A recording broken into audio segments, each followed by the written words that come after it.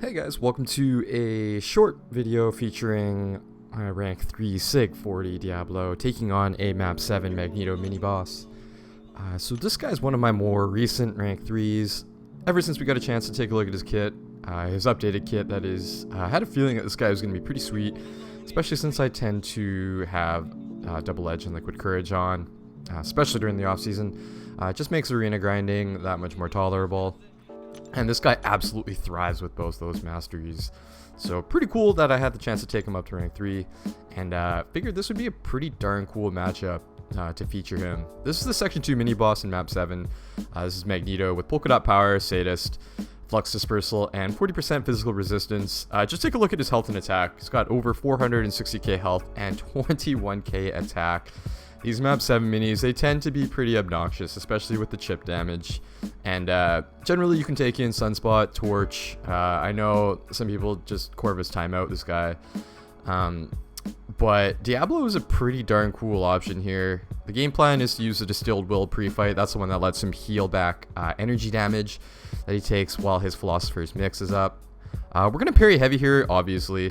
Fire off a special 3, then fire off special 2s, and then we're going to always bait his special 1.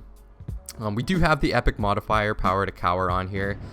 And yeah, that's kind of the game plan here. So I'm kind of testing out the start of the fight, just wanting to take a look at how much block damage I'm taking.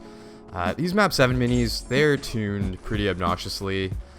You can take in Torch, Sunspot, they're both really nice solo options here. But especially in the case of Torch, you're going to be leaving this fight with significantly less health than when you entered the fight with. So that's one of the issues with these map 7 minis, is you either have to write off your third slot on the team, or just accept that you're going to have to use potions at some point on the maps. But take a look at Diablo here. Just look at his healing. We're taking a decent amount of chip damage on the block, but just through Willpower, his ability to heal through that poison debuff from Liquid Courage, that's making us super sustainable here. Let's take a look. We get to our special 3 really easily. We are at a full yellow bar of health. Keep in mind, Sadist comes into play here. He's getting plus 25% attack for each poison debuff on him. So this is a really cool window into how tanky Diablo can be with Liquid Courage. We're still at a full yellow bar of health here. And now the plan is to just continue parry heavying until we get to our special 2, then we can rattle that up. But take a look at Magneto's health bar. We're about a minute and a half in, and this dude's just melting.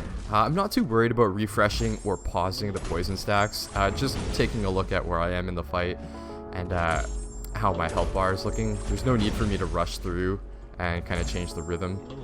But we have 2 bars of power. His special 2 is unblockable, so I don't really have to worry about having the perfect opening, so I can just fire it off.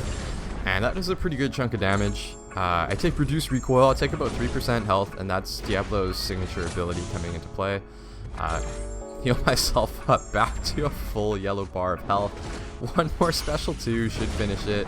I take a little bit of recoil, and I end up missing a parry here, get the reparry, but I end up finishing this fight with 96% health.